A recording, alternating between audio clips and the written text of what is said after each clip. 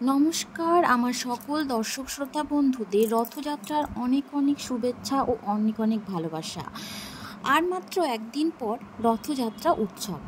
আজ আমি তোমাদের রথযাত্রার মাহাত্ম্য সম্পর্কে কিছু কথা বলবো, তাই তোমাদের কাছে অনুরোধ রইল পুরো ভিডিওটি দেখার। হিন্দু শাস্ত্র মতে প্রতি বছর আষাঢ় মাসে শুক্লপক্ষে দ্বিতীয় তিথিতে পালিত হয় এই রথযাত্রা উৎসব। উড়িষ্যার পুরীতে এই রথযাত্রা উৎসব খুব ধুমধাম করে পালিত হয়। রথযাত্রাকে ঘিরে আনন্দ হই হুল্লোড় চলে টানা 10 দিন ধরে। এই উৎসব ভারত বাংলাদেশ ছাড়াও বিশ্বের অনেক দেশে পালিত হয়ে আসছে অনেক আগে থেকেই। রথযাত্রা হচ্ছে হিন্দু ধর্মাবলম্বীদের দেবতা জগন্নাথ, বলরাম ও সুভদ্রার 3টি সুসজ্জিত মূর্তি রথে চেপে পুরীর জগন্নাথ দেবের মন্দির থেকে মাসির বাড়ি গুন্ডিচা মন্দিরে যাওয়াকে কেন্দ্র করে রথযাত্রা শুরু হয়। 7 দিন পর মাসির বাড়ি থেকে পোঙা পিঠে খেয়ে আবার বাড়ি ফেরার নামই হলো উল্টো রথযাত্রা নামে পরিচিত।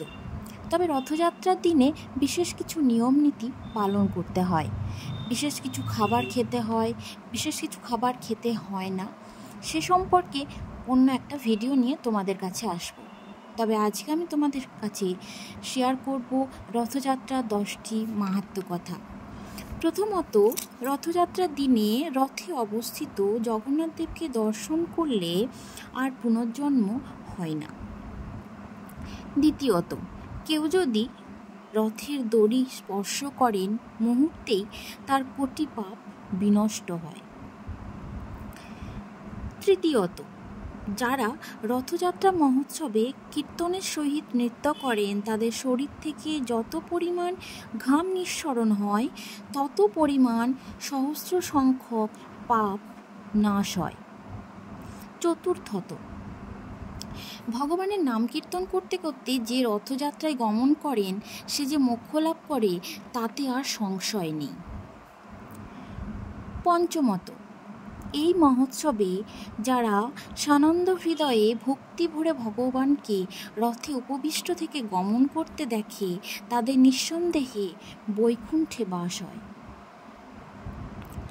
ষষ্ঠত, ভগবানের রথচ্ছায়া স্পর্শ করলে ব্রহ্মহত্যা পাপ বিদূরিত হয় এবং রথযাত্রার ধূলি স্পর্শ হলে ত্রিবিধ পাপপুঞ্জ বিনষ্ট হয় এবং স্বর্গ গঙ্গায় স্নানের উৎস লাভ করে।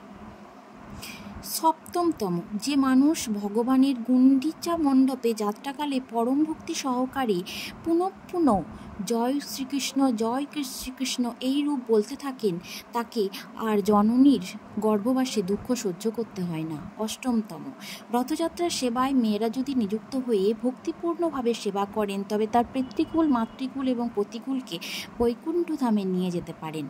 নবমতম, বস্তুত এই জগতে রথযাত্রা থেকে সর্বপাপ নাশ, সর্বতীর্থ ফলপ্রদয় এবং উৎকৃষ্টতম শুভযোগ লাভ করে।